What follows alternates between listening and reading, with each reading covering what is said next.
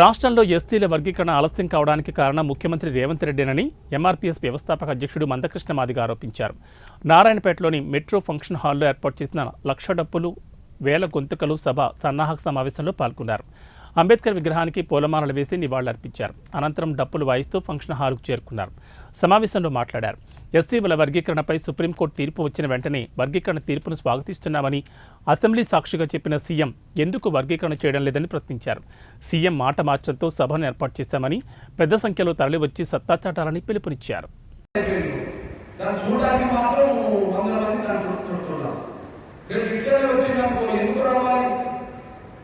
అది లక్ష డబ్బుల గుండె చెప్పుకోవాలి. నాకు తెలిసి అది లక్షల్లో వెళ్ళబోతున్నాయి. లక్ష డబ్బులను ముందు ప్రకటించారు. నాకున్న సమాచారం తిరుగుతున్న సమాచారం కంటే అవి లక్షలకు వెళ్ళబోతున్నాయి. ఆ లక్షలకు వెళ్ళబోతున్న సమయంలో మీరు డబ్బు పట్టుకోవడం ఎందుకు రావాలి? అవసరమే ఉన్నది. కార్యక్రమే నేను రేవంత్ రెడ్డి గారి స్టేట్మెంట్ ను అభినందించాను, స్వాగతించాను, ఆయన గౌరవించాను. ఆయన ముందు జరిగింది అసెంబ్లీలో. నేను బయటకు వచ్చాక నేను చెప్పినట్టు నేను మాట్లాడుతున్న సమయానికి నాకు లేఖలు చెప్పారు. కాబట్టి నేను ఆయన మార్గాల గురించి మాట్లాడుతుంది కదా. 94 కంటే ముందు ఏ పేపర్లో మార్గాలు 3 లక్షలు కనిపించేది కాదు. 94 కంటే ముందు ఏ పేపర్లో ఏ టీవీలో మార్గాలు 3 లక్షలు కనిపించేది కాదు. కానీ ఈ దేశంలో ఈ రాష్ట్రంలో ప్రతిరోజు మార్గాలు 3 లక్షలు కనిపించాయి. రేపు లక్ష డబ్బుల పైగా వచ్చే ఆ శబ్దంతో ప్రపంచ రికార్డు కాబోతుంది.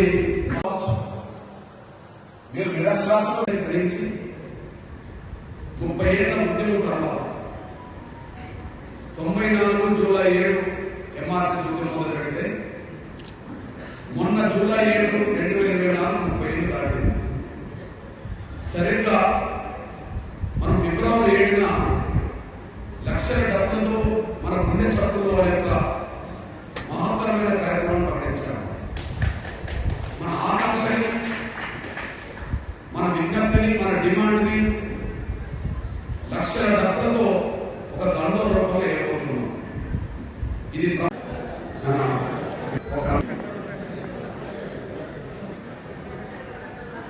నారాయణపేటలో జరుగుతున్న మాదిగల సభ తీసుకొచ్చిన తమ్ముడు జిల్లా అధ్యక్షులు కళ్యాణ్ మాది గారికి, సంబంధించిన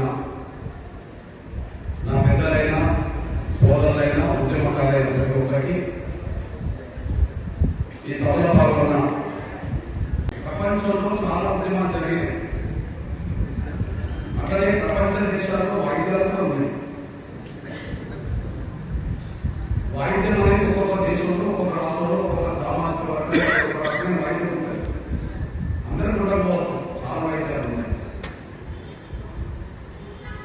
మార్గం కంటూ ఒక డబ్బు ఉన్నాయి. మనం 2 ఉన్నాయి ప్రధానంగా. వృత్తిపరంగా చెప్పుకుంటే మన జీవనం కొనసాగింది తరతరాలుగా. సాంప్రదాయంగా మన తరతరాలుగా మన జాతి ప్రజలు, మన పెద్దలందరూ దాన్ని కొట్టారు కదా. ఇప్పుడు దాన్ని కొట్టడానికి, దాన్ని సంకరించుకోవడానికి మనం సిగ్గు బాధ భయపడాల్సిన అవసరం లేదు. మీరు గమనించండి, దండోర రాకముందు మనం మాదిగలమని చెప్పుకోవడం కూడా సిగ్గుపడంలో.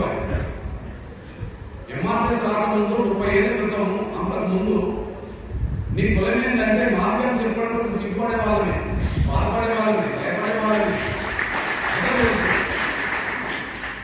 అంటే మనం తక్కువ చూడబడ్డం కాబట్టి, మాదిగలమైన మనం తక్కువ చూడబడ్డం కాబట్టి మనం మనల్ని తక్కువ అనిపించాలి. 2 కారణాలు లేదా చెడు హైదరాబాద్ పిలుపునిచ్చే పరిస్థితి మనం రావద్దు. 2 కారణాలు. మొదటి కారణం ఆగస్టు 1న వచ్చిన సుప్రీంకోర్టు తీర్పు. మొదటి కారణం ఆగస్టు 1 వచ్చిన సుప్రీంకోర్టు తీర్పు. అందులో స్పష్టత ఉన్నది.